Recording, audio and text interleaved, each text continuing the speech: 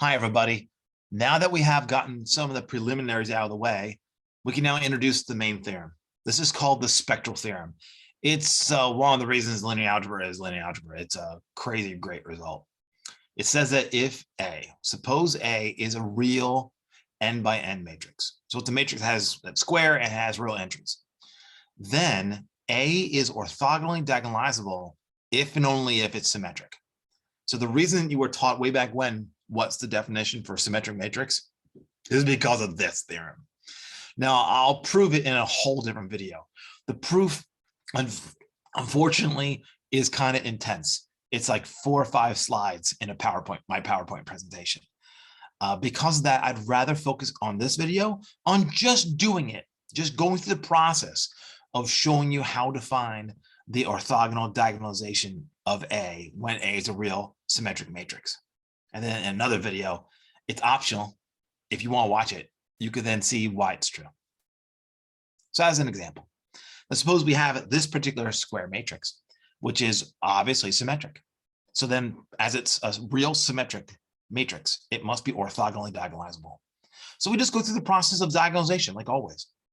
The process is go ahead and find the characteristic polynomial first, and then find the characteristic equation, setting the characteristic polynomial equal to 0, and solving it to get the eigenvalues. So the eigenvalues here are 0 and 5.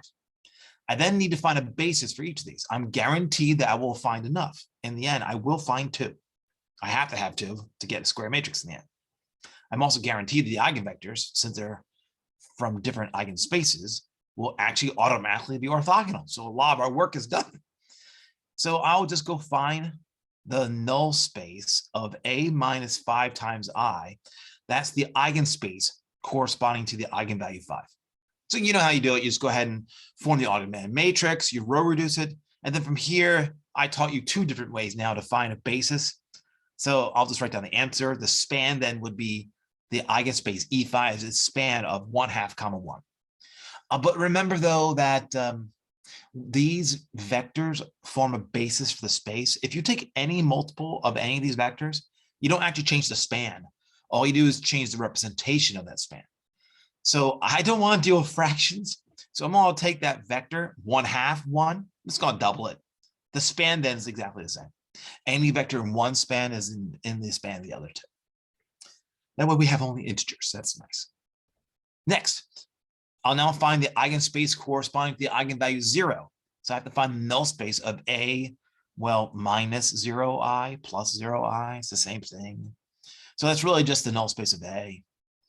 So I take that augmented matrix, I row reduce it, and I once again do the same tricks. There's 2 different ways to find the corresponding eigenspace, its basis. I'll just give you the answer. The actual process, I'm sure you've practiced enough times that you know kind of how to do it. Notice that the 2 spans here, E5 and E4, E5 and E0, the vectors in those spans are actually orthogonal to each other already because they have to be. They have to be. So now that I have that, remember, I have these 2 spans. The process is take all these eigenvectors that are already orthogonal to each other and put them together. As long as they're normalized, that will be an orthogonal matrix. So just orthogonalize, just normalize each of these basis vectors and then put them inside one particular matrix Q. The order of them doesn't really matter. So then I'll say the vector -2, 1 after it's normalized will be the first column of Q. And then the vector 1, 2 after it's normalized will be the second column of Q. Now, the only thing the spectral theorem says is that when you go ahead and make the multiplication of Q transpose times A times Q, it's got to be a diagonal matrix, but there's a correspondence between the entries on the main diagonal and columns in Q. The ith diagonal entry in the diagonal matrix has to be an eigenvalue for the eigenvector, which is in the ith column of Q. So the ith column of Q is the eigenvector for the ith entry eigenvalue in the diagonal matrix. They correspond to each other. But what the theorem actually doesn't say is that what should the order be of the entries on the main diagonal? What should be the order of the eigenvectors in the matrix Q? The theorem doesn't say it because it doesn't matter. You can pick actually any order and you'll still get a diagonalization. Sure, the diagonal matrix will be different. It'll be different, but it'll still be a diagonal matrix. So this time, let's do the same thing.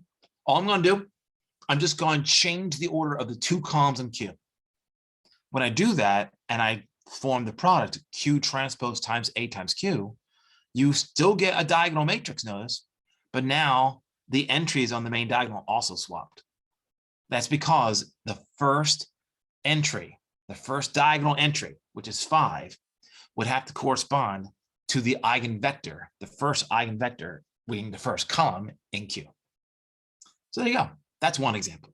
I'll do it again one more time, because there's a nuance here that we need to get down. So here again is another matrix. The matrix 1, 2, 2, 2, 1, 2, 2, 2, 1. So that matrix is clearly real and symmetric. It is orthogonally diagonalizable. So then to find it, we have to go through the normal process to find the diagonalization. So I have to find the eigenvalues. So I need to find the characteristic polynomial. There it is. And I factored it for you. I then have to form the characteristic equation saying this equal to 0. And then from there, going and solving it. So I get -1 and 5. Great. Now I know that the matrix is diagonalizable because it's orthogonally diagonalizable. So that means that -1's algebraic multiplicity is 2. That means instantly its geometric multiplicity is 2.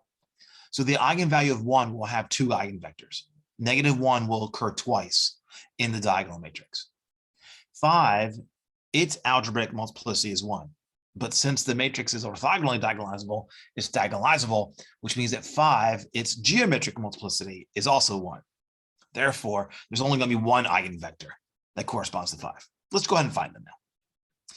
So let's find E sub 5, the eigenspace corresponding to eigenvalue 5. That is the null space of A minus 5 times the identity matrix. As always, we just form the augmented matrix, we row reduce it. From here, you then read off what the corresponding basis vectors would be. So then I'll just write down the answer. The basis for this particular eigenspace is the vector 1, 1, 1. Now, next, do the same thing for the eigenvalue -1. So E sub 1 is the eigenspace corresponding to the eigenvalue -1. That is the null space of A minus I, so that's A plus I. So then I form the augmented matrix corresponding to that particular matrix, and then I row reduce it. And then from here, using whatever techniques you guys want to use, you get a basis for the eigenspace. And notice there's 2 vectors that there should be. One for every free variable when you write out the system. And there's 2 free variables for that system. So there you go. So that looks pretty good. Notice any vector in E5, and you take any vector in E sub -1, those 2 vectors are actually automatically orthogonal. But what's not true, though, unfortunately, is that look at those 2 vectors. Those 2 vectors are not orthogonal. See, within the eigenspace, all I have is a basis. I don't know they're orthogonal. And the process I give you pretty much guarantees they're not going to be orthogonal. But we need them to be, because all the vectors must be orthogonal to each other. So the separate eigenspaces will be orthogonal to each other. We just have to guarantee that inside an eigenspace, that the basis vectors form an orthogonal basis for that particular span, for that particular eigenspace. Luckily, though, that's why you were taught the Gram-Schmidt process.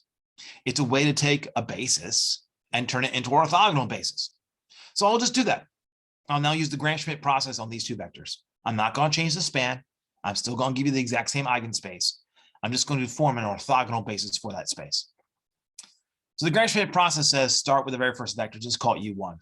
So W1 then is the span of that one vector. Now to find the next vector, we project the second vector, -1, 0, 1, onto U1, and then find the component of the vector, -1, 0, 1, that's orthogonal to that space. That was this computation. It's the perpendicular component of V2 relative to the space W1. So all I do is just do the computations like we did previous class.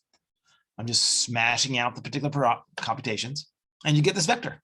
Notice that U1 and U2 are indeed orthogonal to each other. Just do the dot product. You'll see it's 0.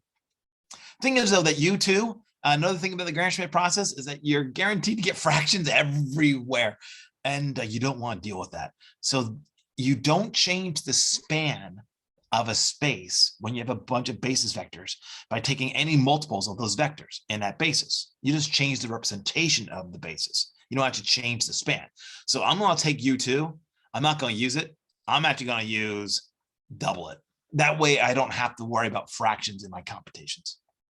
So my E sub -1, the eigenspace corresponding to the eigenvalue -1, is spanned by these two vectors, -1, 0, and -1, -1, and 2. Good. So then that means then for this matrix A, we have two eigenspaces. Notice that all those vectors are orthogonal to each other.